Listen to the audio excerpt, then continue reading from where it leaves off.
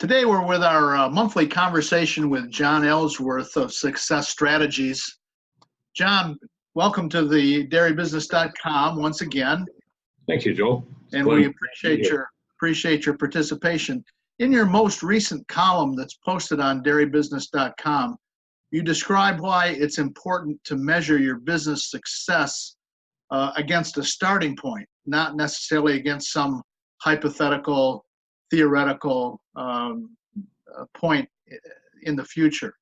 Talk a little bit about measuring progress and why you make that Sure. point. Well, I think I never want to dissuade anybody from setting high expectations and high goals because people don't, as a rule, don't rise to low expectations. So we want to set fairly high standards. But I think one of the problems that I've seen, this is just an observation, and I get trapped in this too, is that if we set our expectations so high that it's kind of like looking out at the horizon, we can get discouraged. It's very easy to get discouraged, especially when we have 4 years like we have, 2015 through 2018 in the dairy industry. Have been pretty rough on people, financially speaking. And I think with that in mind, I think that's all the more reason we need to measure against where did we start this process and how far did I come from 15 to 16, from 16 to 2017, 17 to 2018. And the example that I cite in my article was a client that the last 2 years has made over $500,000 each year. And when we started working with them, and it's certainly not just because of my efforts, but it's our team efforts, they were losing $1 million plus per year. And so if they measured against their utopian goal of making $2 to $3 million a year, you go, gee, we're way short of that at $500,000.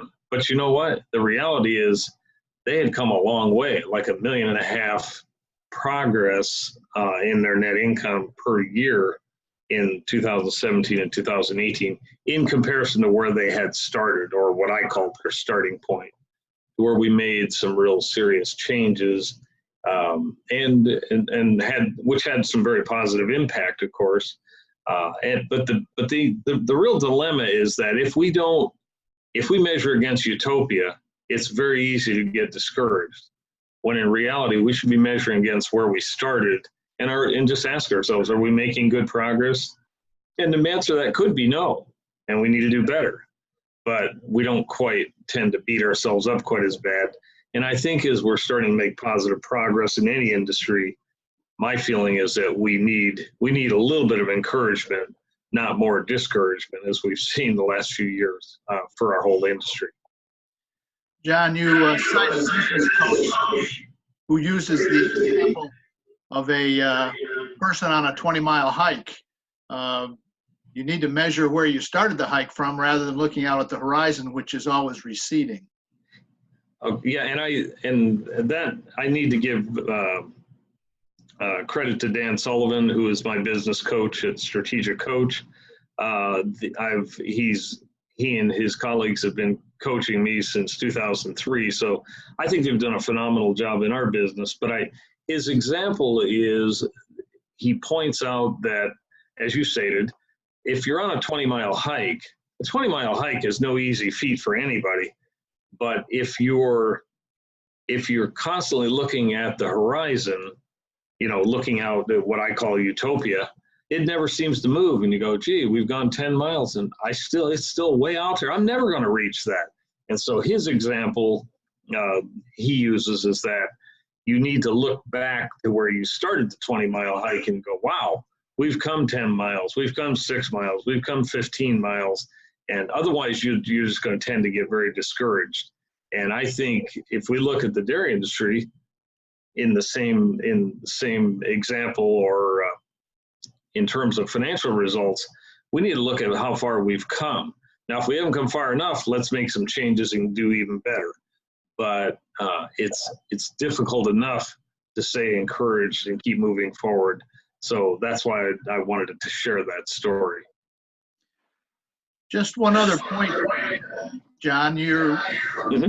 you're always one for financial planning and making plans. I assume that you would say that it is a useful thing to measure against your achievement against the plan. So you're not Yes. always looking backwards. You can be looking towards your next goal and monitoring how well you're doing compared to hitting your next goal. Yes. And operating against an operating plan is a fantastic idea. I highly recommend it.